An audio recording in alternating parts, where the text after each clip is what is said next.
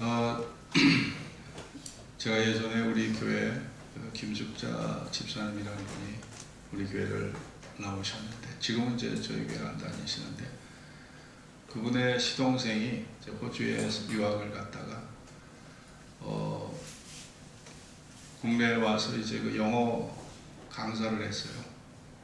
그런데 암에 걸린 거예요. 그리고 암이 전신에 다 퍼졌어요. 나이가 불과 38밖에 안 됐고, 결혼도 하지 않은 총각인데, 김숙자 집사님이 저보고 신방을 한번 와달라는 거예요. 먼저 어머니 교회, 어머니가 다니는 교회 목사님이 오셨는데 전혀 전도를 받지 않고 문전박대를 당했다는 거예요. 그러나 목사님이 가시면 잘 받아들일 것 같다. 제가 저기 동대문에 있는 이대 부적병원을 가게 됐는데, 이 사람 키가 뭐 180이 넘어요. 아주 건장한 체격이더라고요. 얼굴도 잘생겼어요. 너무 아까워요. 그래서 그런 사람이 암에 걸렸다고 하니까 제가 조용히 그 사람에게 복음을 제시했습니다. 한 20분 동안 복음을 제시하고, 정말 인간이란 존재는 나이와 상관없이 죽음을 직면해야 되는 그런 존재이다. 그러나 예수님을 우리가 믿을 수 있는 것은 우리가 믿을 수 있는 증거가 있기 때문이다. 그분이 십자가와 부활의 역사적 그런 사실이 아니라면 누가 예수를 하나님의 아들로 인정하겠냐. 또 구약의 성경 300가지 메시아에 대한 관한 예언이 신약을 통해서 다 이루어진 걸 보면 하나님은 살아계시다. 그분의 관심사는 인간 영혼의 구원이다. 지금도 늦지 않았다. 그러면서 예수 믿기를 제가 권면했을 때 그분이 마음으로 참 마음을 열고 순수하게 제가 전한 복음을 받아들이더라고요. 그래서 예수를 제가 영접하는 기도를 그 침대에서 하게 했고, 예수를 영접하고 제가 축복 기도를 한 다음에 즉시 물을 갖다 세례를 줬어요. 그리고 그 사람 일주일 만에 죽었습니다. 이 사람 구원 받았을까요? 못 받았을까요? 네? 구원 받았을까요? 못 받았을까요? 구원 받았습니다.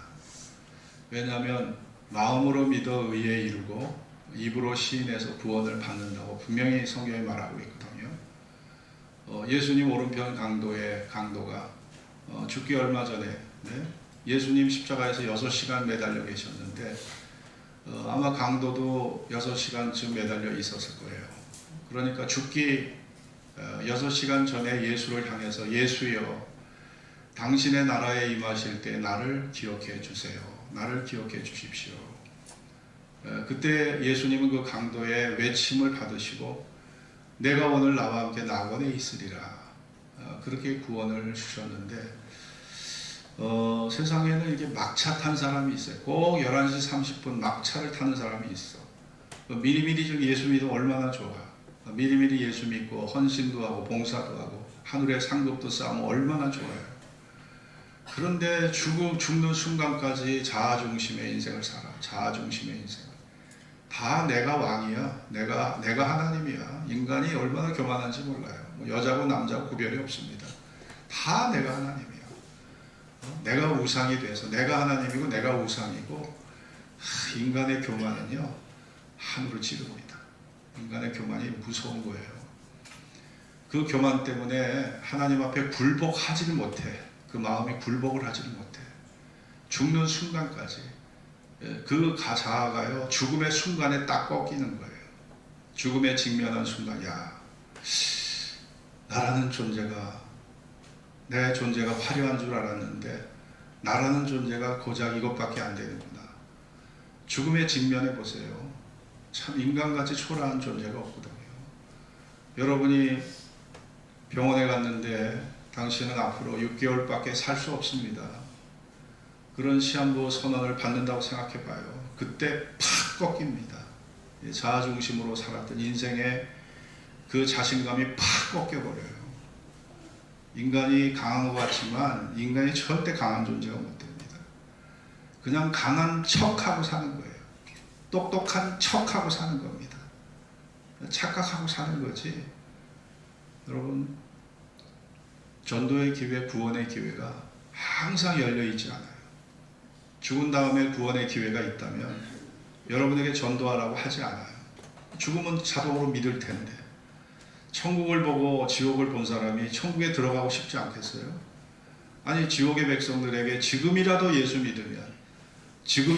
믿으면 구원을 받을 수 있다라고 하신다면 지옥은 그 순간 다 통통 빌 거예요. 근데 죽은 다음엔 전도의 기회가 없다니까요. 죽은 다음엔 전도의 기회가 없어요. 그러니까 하나님이 우리에게 전도하라고 하신 겁니다. 죽은 다음에 전도의 기회가 있다면 예수 믿으라고 할 이유가 없어요. 1%도요. 우리가 전도의 부담을 가질 필요가 없다니까요.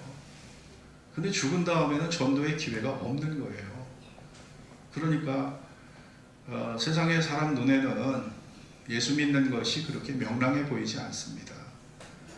그리고 세상의 매스컴들이 기독교에 대해서 대단히 편파적이고 기독교에 대해서 대단히 부정적 시각으로 기독교를 너무나 많이 기독교의 부정적인 사실들을 전해왔고 또 온갖 기독교의 이단들이 기독교라는 이름으로 사람들에게 부정적 인식을 심어왔기 때문에 지금은요, 전도가 참 어려운 시대예요.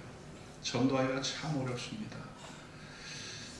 그러나 그래도 바늘구멍이라도 뚫어야 돼요. 그래도 바늘구멍이라도 뚫으려고 하는 심정으로 우리가 전도를 해야 되는 겁니다.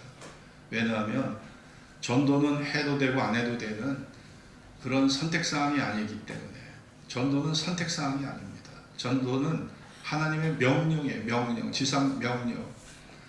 네? 너희가 성령을 받으면 예루살렘과 온 유대와 사마리아와 땅끝까지 이르러 내 증인이 되라. 내 증인이 되라. 우리가 성령으로 거듭난 사람은 전도라는 것은 하나님의 명령에 의한 하나님의 지시사항이에요. 선택사항이 아닙니다. 그래서 전도해야 하는 것이죠. 여러분 주변에 나이 늙으신 부모님이나 또 갑작스럽게 사고로 운명을 달리해야 되는 순간이 올 때 여러분이 전도할 말을 잘 준비하셔야 됩니다. 지금이라도 늦지 않았다. 지금이라도 늦지 않았으니까 지금이라도 예수 믿으면 하나님의 아들 예수께서 십자가에서 내 죄를 담당해 주셨다. 나를 대신해서 십자가에서 죽으신 것은 하나님 앞에 공의의 하나님 앞에 심판을 받으신 것이다. 그러니 지금이라도 하나님의 아들 예수를 믿으면 우리가 죄 용서받고 천국에 갈 수 있다라고 하는 이 사실을 전해야 되는 거예요. 사람이 죽을 때 마지막까지 열려있는 게 이 귀라고 하잖아요. 눈은 안 보이고 그러지만 이 귀는 끝까지 열려있다고 합니다. 왜 그럴까요? 전도하라고 하나님이 그 한 사람이라도 전도하도록 하기 위해서 이 귀는요 마지막까지 열게 해주시는 거예요. 다 뜻이 있는 겁니다. 여러분, 우리가 평생 예수를 믿어도 정말 단 한 차례도 전도를 시도해 보지도 않고 단 한 차례라도 내가 입을 벌려서 전도해 보지 않은 것은 그거는 예수 믿는 사람의 수치예요. 수치. 부끄러운 것입니다. 나는 열매가 없는 거예요. 전도의 열매. 물론 여러분들이 교회 와서 예배 드리고 감사 예물을 드리고 11조를 드리고 그거 열매입니다. 믿음의 열매지만 영혼의 열매가 없다는 거죠. 믿음의 열매는 있지만 영혼의 열매가 없는 거잖아요. 저도 우리 아버지가 저는 아주 가난하게 우리 잘 살던 집에 이렇게 아들이 너무 어렵게 살고 나중에 정말 월세방에 살아가는 그런 비천한 처지에 놓이게 됐는데 어느 날 우리 아버지가 저에게 야 석희야 너 예수 안 믿으면 너 지옥 간다. 우리 아버지가 좀 무식하게 전도하셨어. 응? 고상하게 그렇게 전도하신 게 아니야. 야 너 석희야 너 예수 안 믿으면 너 지옥 가. 이렇게 전도하셨어요. 근데 그 말이 저에게 꽂혀버린 거예요. 우리 아버지가 그렇게 전도하셨어요. 야 지옥이 존재할까? 그런 거 묻지도 않았어. 그 다음부터 교회를 나왔어요. 저는 좀 단순한 면이 있거든요. 그래서 제가 교회를 다니게 됐고 이제 지금 목사로서 44년째 목회를 하고 있습니다만은 여러분 하나님이 어떻게 역사하실지 몰라요. 저도 우리 아버지가 전도했어요. 너 예수 안 믿으면 너 지옥 간다. 그 말에 제가 딱 꽂혀버린 거예요. 그러니까 하나님이 어떻게 여러분 주변의 사람들을 어떻게 하나님이 부르실지 모르는 거예요. 그런데 시도도 하지 않고 노력도 하지 않고 씨를 뿌리지도 않고, 아니 씨를 뿌리지 않는데 어떻게 씨가 자랍니까? 예? 뿌리지도 않는데 어떻게 밭에서 씨가 자랄 수 있겠어요? 씨를 뿌려야 되는 거잖아요. 그래서 우리가 그런 노력을 사실은 해야 되는 것입니다. 믿음은 들음에서 난다고 그랬어요. 그리고 들음은 그리스도의 말씀으로 말미암는 겁니다. 그 뿌리가 바로 그리스도의 말씀의 뿌리가 있는, 우리 믿음의 뿌리가 있는 것입니다. 여러분, 드와이트 무디 목사는 전도왕이었잖아요. 그분이 하신 말씀이 전도할 수 있을 정도의 성숙한 그 한 사람은 단 자기의 믿음만을 지키기 위해서 노력하는 100명, 200명의 성도보다 더 귀하다 그랬어요. 무슨 말인지 이해가 가시죠? 네? 정말 전도할 수 있을 정도의, 남을 전도할 수 있을 정도의 성숙한 믿음의 사람, 그 한 사람이 전도하지 않고 그냥 자기 믿음 하나를 지키기 위해서 노력하고 수고하는 그 100명, 200명의 사람보다 더 낫다는 거예요. 그런 사람을 하나님은 필요로 하시고, 그런 사람을 귀하게 보시고, 또 그런 사람을 귀하게 하나님이 쓰신다는 겁니다. 제가 작년에도 이 말씀을 드렸지만, 전라도 그 신안군에 저희가 노회에서 수련회를 갔는데 정말 저희가 현장에서 직접 봤습니다. 현장에서 봤는데 그 신안군의 증도라는 곳은요, 다 이 증도의 또 다른 별명이 천사의 섬이야. 천사의 섬. 네, 얼마나 그 교회, 그 섬이 다 교회를 다니고 그 섬에 2,000명, 2,200명이 거주하는데 90%가 예수 믿는 신자, 90%가. 그 섬에는 뭐 미신을 믿는 사람도 없고 또 노름을 하는 사람도 없다고 그래요. 술집도 없어요. 술집도 없고 사찰도 없어요. 굿당도 없어요. 다 90%가 예수를 믿더라고요. 그러니 사람들이 그 섬을 천사의 섬으로 불릴만 하죠. 근데 이 섬이 이렇게 된 것은 문중경 전도사라는 그런 분에 의해서 이 섬에 이런 놀라운 변화가 일어난 겁니다. 이 문중경 전도사는 나이 17세에 증도에 시집으로 왔어요. 이 사람이 시집으로 왔는데 신랑 한번 얼굴을 못 보고 예전에 다 중매 결혼을 했잖아요. 혼례를 했는데 첫날 밤부터 소박을 맞았어. 신랑이 이 문중경 전도사가 키가 작고 좀 못생겼어요. 그러니까 뭐 예전에는 서로 상견례도 하지 않고 신부를 데려왔으니까. 근데 딱 보니까 여자가 자기 스타일이 아닌 거예요. 나 당신하고 결혼 생활 못합니다. 다 친정으로 가시오. 당신 같은 사람 보기도 싫으니까. 그러니 문중경은요, 17살 나이에 풍운의 꿈을 안고 시집 왔다가 그냥 소박을 맞은 거예요. 쫓겨난. 그러니 얼마나 좌절감과 얼마나 절망감이 컸겠습니까? 그런데 이 여자는 20년간 남편에게 버림을 받은 생과부가 뭔지 아시죠? 남편이 죽은 게 아니야. 남편이 죽은 사람은 진정한 과부야. 근데 생과부는 뭐예요? 남편이 살아있어. 남자가 있는데 이 여자는 그 남편은 자기 남편이 아닌 거예요. 이게 생과부입니다. 남편이 살아있는데도 과부 취급을 당하는 거죠. 근데 이 여자가 20년간 너무나 외롭게, 내 인생은 다 끝났다. 내 인생은 버림받았구나. 난 어떻게 살지? 이렇게 자신의 인생을 한탄하고 자신의 팔자를 한탄하고 살았던 문중경 전도사가 우연히 집에 찾아온 어느 전도자에 의해 전도를 받게 됩니다. 전도를 받게 되고 37살 나이에 전도를 받아서 예수를 믿게 된 후에 유명한 이성봉 목사의 부흥 집회를 참석하게 돼요. 거기에서 이 문중경 전도사가 은혜를 받게 됩니다. 그래가지고 야, 내가 신학을 해야 되겠다. 내가 하나님 말씀을 좀 깊이 배워서 내가 이 귀한 예수, 구원자 예수, 십자가와 부활의 예수를 내가 전하는 사람이 되어야 되겠다. 그리고 경성, 지금의 서울이죠. 경성의 성서학원을 이 사람이 입학을 해요. 그래서 이 사람이 전도 부인이 되게 된 겁니다. 전도사가 돼서 신안에 내려옵니다. 신안군에 내려와서 그 신안군에 많은 섬들이 있어요. 이 섬들을 나룻배를 타고 다니면서 복음을 전하기 시작합니다. 문중경 전도사가.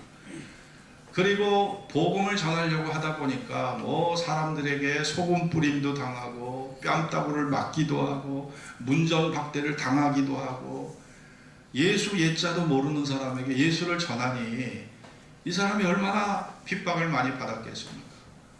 그러니까 이 사람은 그냥 사람들의 요구와 사람들이 원하는 거 다 심부름꾼이 돼서 짐도 들어주고 우체부 노릇도 하고 약사 노릇도 하고 어디 가서 그냥 파출부 노릇도 하고 가정부 노릇도 하고 청소도 해주고 허드렛 일도 해주고 화장실 청소도 해주고 온갖 허드렛 일을 다 해주면서 예수를 심기 위해서, 전도하기 위해서, 전도의 기회를 삼기 위해서 그렇게 아주 헌신적인 삶을 살았고, 고무신이요, 고무신이 1년에 아홉 켤레가 그냥 다 날아갔대요. 달아서. 고무신이 빵꾸가 날 정도로 9켤레씩 고무신이 1년에 그렇게 고무신을 받고 신었다는 거예요. 그러니까 이 여자가 가는 곳에 어린아이, 노인, 병자, 이런 사람, 죽음에 가까운 사람 할 것 없이 다 그들을 찾아가서 찬양을 불러주고 기도를 해주고 복음을 전하니까 이 사람이 가는 곳마다 교회가 생기는 거예요. 여러분, 이분의 영향으로 이 증도 신앙군에서 우리나라를 이끄는 위대한 목사들 여기서 다 배출이 됩니다. 김중건 목사, CCC 대학생 선교회 총기제를 했잖아요. 총재하셨던 분. 그분이 신앙군 출신이에요. 또 이만신 성결교 총회장을 했던 이만신 목사가 이 신앙군 출신입니다. 또 정태기 목사, 한국신학대학 한신대학에서 심리학 교수로 외국 유학 갔다 오신 이 심리학 교수, 이분이 또 신앙군 출신이에요. 신복인 교수, 우리 총신대학원에서 조직신학을 가르쳤던 분입니다. 이분도 신앙군 출신이에요. 이봉성 목사, 신앙군 출신입니다.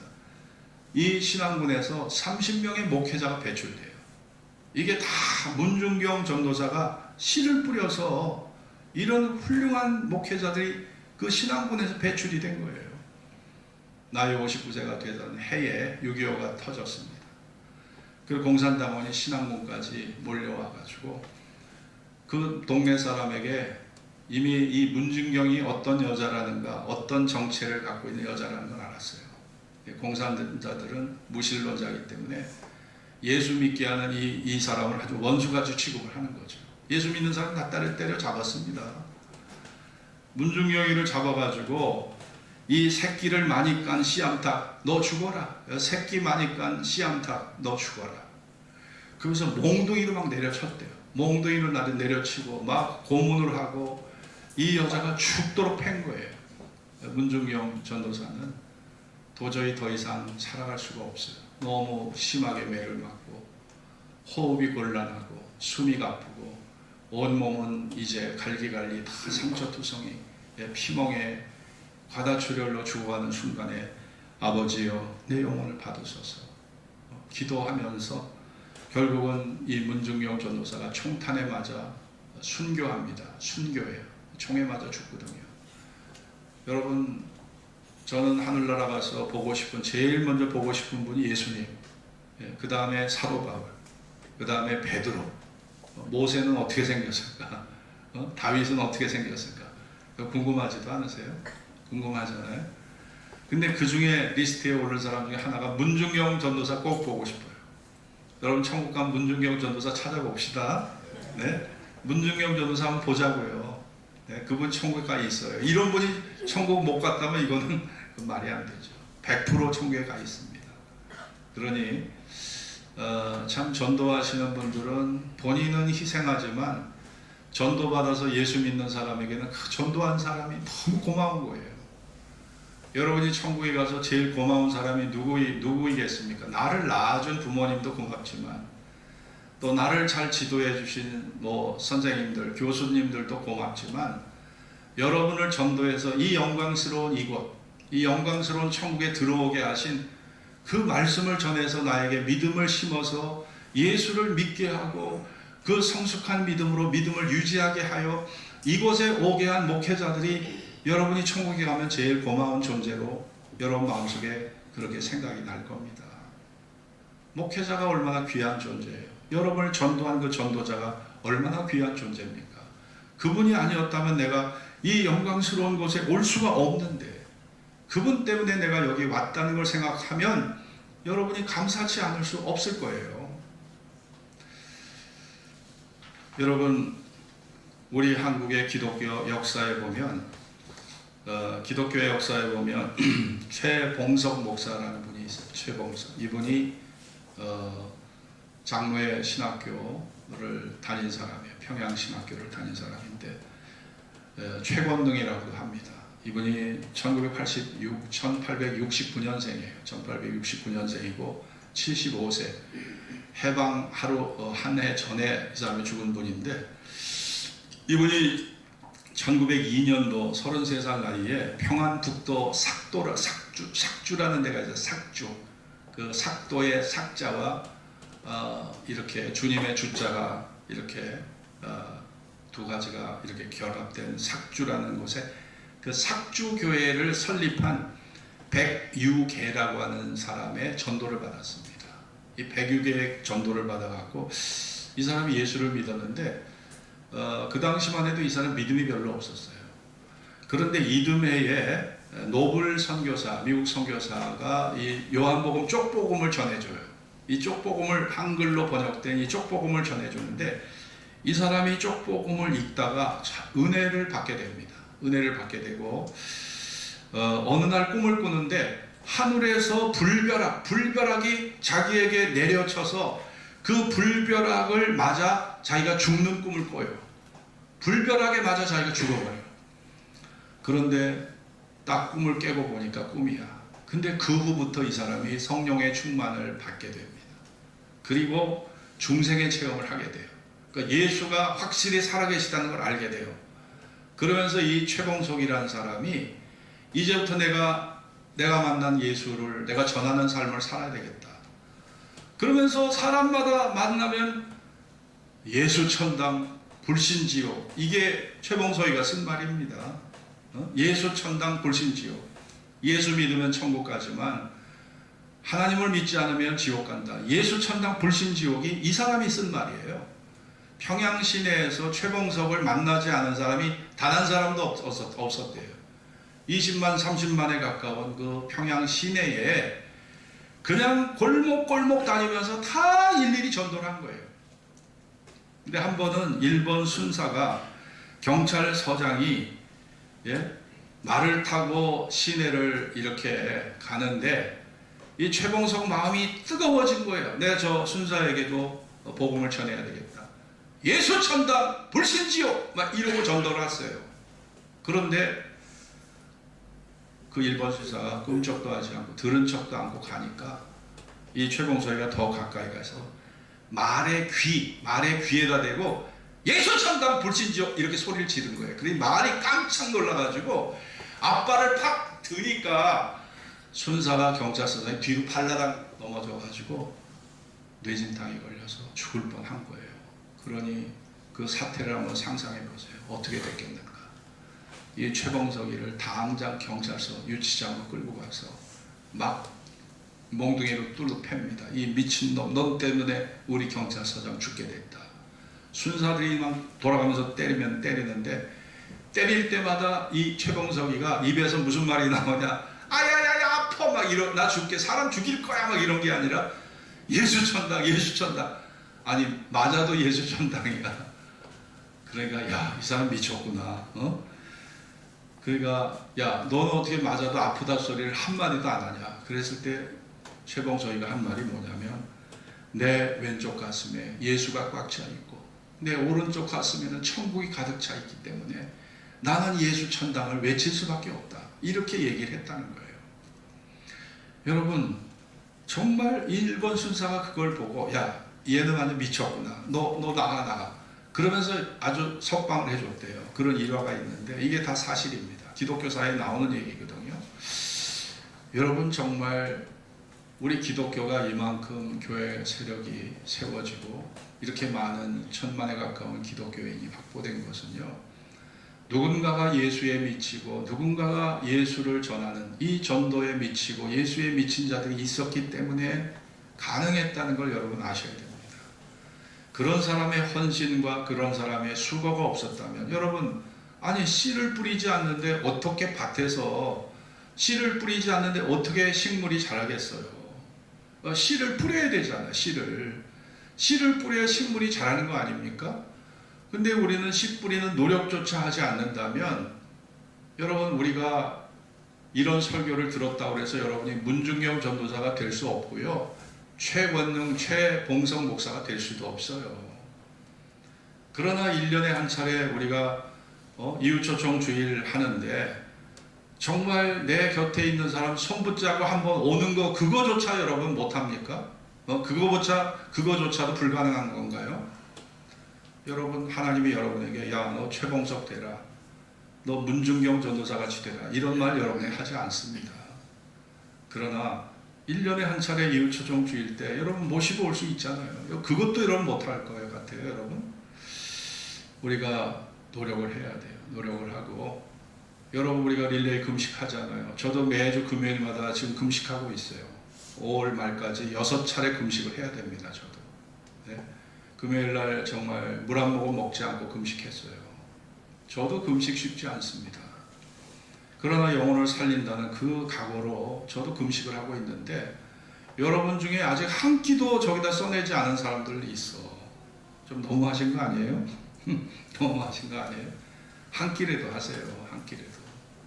같이 제가 얘기했잖아요. 구경꾼 되지 말고 일꾼 되자고요. 구경꾼 되지 마시고 일꾼 되셔야 합니다. 여러분, 18세기에 미국에 대각성 운동이 벌어졌는데 여기에 선두주자가 드와이트 무디 목사, 시카고 교회를 세운 드와이트 무디 목사가 있고, 또 한 사람이 영국의 휘필드 목사라는 사람이 있어요. 휘필드라는 사람은 목사입니다. 영국의 신학자요, 선교사요, 설교자인데 찰스 스폴전 목사와 대등한 아주 위대한 설교자가 바로 휘필드 목사고, 이 휘필드 목사의 설교집이나 신학 강해서가 지금도 나와서 지금도 읽혀지고 있는 책들이에요. 근데 이분은 영국의 글로스터라고 하는 지역에서 태어났는데 집안이 가난한 집안이고, 아버지 어머니가 여인숙을 해서 조그만 여관을 경영했는데 그 가난한 집안의 아들로 태어나가지고 1733년에 명문대학 옥스퍼드에 들어갑니다. 이게 머리가 좋았던 것 같아요. 그래갖고 재학 중에 1735년 웨슬레 감리교 운동의 모태라고 할 수 있는 거룩한 공동체 운동이 그 옥스퍼드 대학 내에서 벌어졌는데, 이 홀리 클럽 안에 이 휘필드가 들어간 거예요. 그래서 거기에서 자기가 어떤 병에 걸려서, 중병에 걸려서 병을 앓고 있었는데, 이게 기도로 신비하게 이 자기의 치유를 경험하게 됩니다. 그러면서 하나님의 사랑을 느끼고 주님의 위대함을 느끼면서 이 사람이 대학을 졸업함과 동시에 목사 안수를 받고 22세부터 설교자로 참여를 한 거예요. 설교. 근데 이 사람이 너무나 감성적인, 설득력 있는, 허설 있는 설교를 하니까 이 사람이 가는 곳마다 그냥 사람이 막 인산인해로 사람이 몰리는 거예요. 너무 설교가 은혜스러우니까. 당대에 그의 설교를 따를 자가 없을 정도로 그렇게 설교를 너무 잘했던 거예요, 휘필드가. 그리고 그는 영국보다 미국에 건너가서, 대서양을 건너가서 미국에서 1740년에서 2년을 머물면서 미국에서 대각성 운동, 부흥운동을 이 사람이 앞장서서 부흥운동을 시작을 합니다. 그리고 1742년 도에도 1745년도에도 그렇게 열심히 부흥운동을 했고 1765년까지 5회에 걸쳐서 대서양을 건너 미국에 가서 전도를 한 거예요. 그 미국 땅이 넓잖아요. 그러니까 그 순회 전도를 하려면 6개월이 걸려요. 6개월이. 그러니까 6개월 걸리는 순회 전도를, 예전에 무슨 뭐 기차가 있었습니까? 버스가 있었습니까? 다 말을 타고 마차를 타고 순회 전도를 한 거죠. 그러다가 이 휘필드가 30년 동안 복음의 사역을 했는데 몸을 아끼지 않고 하다 보니까 이 온몸이 막 심신이 다 지쳐버린 거예요. 이제는 심신이 지쳤는데 그럴 수밖에 없는 게 하루에 설교를 7시간씩 했대요. 7시간. 이 교회마다 이 사람이 찾아가서 예전에 지금 우리 교회 설교가 몇 분인 줄 아시죠? 우리 교회 설교 길어야 35분. 여러분이 왜 그렇게 설교가 짧아졌느냐? 지루해. 설교를 너무 지루해 하기 때문에 길게 하면 제 뒤통수에 대고 욕하는 사람 너무 많아. 그래갖고 제가 설교를 줄이고 하다 보니까 설교가 30분이 딱 평균 30분밖에 안 해요. 길어야 35분인데 여러분 조지 휘필드나 아니면 그 스펄전 목사 설교가 보통 2시간이에요. 2시간. 1시간 반에서 2시간이었습니다. 그때 당시. 기도도 보통 긴 게 아니야. 기도도 우리 기도 3분, 평균 3분인데 그때 당시 기도가 20분이야. 20분. 그러니까 주일 예배가요 9시에 오면 11시에 끝나요. 10시 예배는요 10시 예배는 12시에 끝나요. 평균 2시간이야. 2시간. 그렇게 예배 드렸어요. 그 당시는요. 근데 이 사람이 7시간씩 설교를 하고 다니니까 이 설교가 말만 하는 것 같지만 설교가요 이 온몸의 근육이 이게 다 사용되는 거예요. 그렇기 때문에 온몸이 이제 지쳐버릴 수밖에 없는데 이분이 1770년 9월 29일에 전도 집회를 마치고 이 보스턴 집으로 돌아가던 중에 숙소로 돌아가는 중에 매사추세츠 주의 뉴 베리포트 엑스트라고 하는 작은 마을에 들게 됐어요. 근데 어떤 사람이 이 휘필드의 모습을 알아보고 위대한 부흥사가 우리 동네에 오셨네? 우리 저분의 설교 꼭 들어야 되는데 집집마다 문을 두드리면서 휘필드가 우리 동네에 왔다고 다 소문을 낸 거예요. 이 엑스트라고 하는 곳에 큰 교회당에 이 휘필드의 설교를 들으려고 사람들이 모여서 수백 명이 모여 있는 거예요. 이미 휘필드가 왔다고 하니까. 휘필드는 쉬러 온 거지 설교하러 온 게 아니거든요. 근데 이 사람들이 휘필드 보고 설교를 해달라는 거예요. 그래서 휘필드는요 쉬지도 못하고 숙소에서 나오면서 하나님 앞에 기도를 합니다. 주님 날 위해 죽으셨는데 제가 주님을 위해서 죽을 수 있다면 그거보다 더 영광스러운 것이 어디 있겠습니까? 주님, 저는 일하지 않고 게을러서 정말 녹슬어서 죽기보다 저는 일하다 저는 닳아서 제 존재가 닳아서 없어지길 원합니다. 녹슬어서 사라지는 존재가 아니라 저는 닳아서 없어지는 존재가 되길 원합니다. 그러면서 그 설교의 요청에 부응을 해서 설교를 했어요. 2시간을 설교를 했어요. 근데 역사학자의 기록에 의하면 이 휘필드가 목숨을 걸고 설교를 했을 때 성령의 역사가 얼마나 강하게 나타났는지 설교 듣던 사람들이 이 땅바닥, 교회 땅바닥에서 대굴대굴 뒹굴었대요. 얼마나 막 뜨겁게 성령의 역사가 임하든지 휘필드의 설교에 막 사람들이 그렇게 뜨거운 반응을 보였다는 거예요. 그리고 그 다음날 아침에 숙소에서 목사님 아침 식사 준비됐습니다. 내려오세요. 문을 두드리는데 문을 열고 들어가 보니까 휘필드는 이미 죽어버린 거예요. 나이 56살 나이에.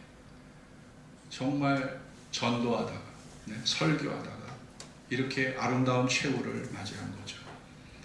참 사명을 감당하다가 아름답게 이렇게 최후를 맞는 사람들 여러분 부럽지 않습니까? 내가 사명이 뭔지도 모르고 내가 살아가는 삶의 의미가 뭔지도 모르고 내 삶의 목표가 뭔지도 모르고 내가 어떤 길로 가야 되는지도 모르는 사람들이 대한민국의 90%예요. 90%. 다 모르고 사는 거예요. 그냥 떠밀려 사는 거예요. 근데 사명을 위해 살다가 사명을 위해 죽을 수 있다면 여러분 그거보다 또 영광스러운 게 어디 있겠습니까? 네? 여러분, 제가 휘필드 설교를 했다고 해서 여러분이 휘필드 같이 될 수 있겠어요? 하루아침에? 네? 문중경 전도사 같이 될 수 있겠냐고요? 여러분이 최봉성 목사 같은 사람이 될 수 있겠습니까? 하나님은 여러분에게 그거 요구하지도 않아요. 그러나 우리가 5월 26일 날 이웃초청 주일 때 내가 기도하고 있는 그 전도 제3자 손 붙잡고 한번 오자 이거예요. 네? 교회를 한번 모시고 와서 목사가 그들에게 말씀을 전할 것이고 목사가 예수를 그들에게 전할 것이고 그래서 그들에게 이 구원의 기회, 복음을 들을 수 있는 기회 그들에게도 줘야 되지 않겠습니까? 낙심한 사람들, 믿었다가 낙심한 사람들이 다시 새 출발할 수 있는 기회를 우리가 주셔야 하지 않겠습니까? 성령이 어떻게 역사하실지 누가 알아요? 우리는 최선을 다할 뿐이고 하나님의 뜻에 우리는 순종할 따름이죠. 그렇지 않습니까? 우리가 허리띠를 좀 졸라매고 우리가 최선을 다할 수 있길 바랍니다. 사도 바울은 내가 복음을 부끄러워하지 아니하노니 이 복음은 모든 믿는 자에게 구원을 주시는 하나님의 능력이 된다고 그랬어요. 복음은요, 우리에게 구원을 주시는 하나님의 능력이 되는 거예요. 네? 여러분, 죽음 이후에도 전도의 기회가 있다면 전도하란 말 성경에 쓸 필요가 없어요. 자동으로 구원 받을 수 있는데 자동으로 전도되죠. 죽은 다음에는. 그러나 죽은 다음엔 전도의 기회가 없다니까요. 그러니까 우리가 기도하고 우리가 그들에게 복음을 입을 벌려서 우리가 그들에게 복음을 전하고 복음을 듣는 이 교회로 우리가 와야 되는 것입니다. 믿음은 들음에서 나며 들음은 그리스도의 말씀으로 말미암는 거예요. 사람의 마음으로 믿어 의에 이르고 하나님의 기준에 이르고 입으로 시인해서 구원을 받는 것입니다. 누구든지 주의 이름을 부르는 자는 구원을 받으리라, 구원을 얻으리라 말씀하고 있어요. 이런 축복이 여러분과 저에게 있어 전도의 열매를 맺고 이번 기회에 하나님께 큰 영광을 돌리는 이런 위대한 역사가 우리 창현교회 우리 교우들 여러분과 저에게 임할 수 있기를 주의 이름으로 축원합니다. 기도하겠습니다. 오늘 주신 말씀을 기억하면서 여러분, 전도 어렵습니다. 여러분 5월 26일 부담만 갖지 마시고 여러분 해보세요. 해보기도 전에 포기하고 낙심하지 말고 여러분에게는 전도지만 그 사람은 생명을 얻는 기회입니다. 생명을 얻는 기회예요. 여러분의 작은 부담이 한 사람에게 구원의 생명, 영생의 선물을 갖다 준다면 우리가 그 일을 마다할 수 없잖아요. 그 일을 위해서 노력을 해봐야 되지 않습니까? 아니, 씨를 뿌리지 않는데 어떻게 식물이 자라겠어요? 씨를 뿌려야 돼요. 복음의 씨를 뿌려야 되고 또 복음을 들을 수 있는 장소로 그 사람들을 이끌어 줘야 돼요. 여러분이 제 설교 들었다고 해서 여러분이 문중경 될 수 없고요.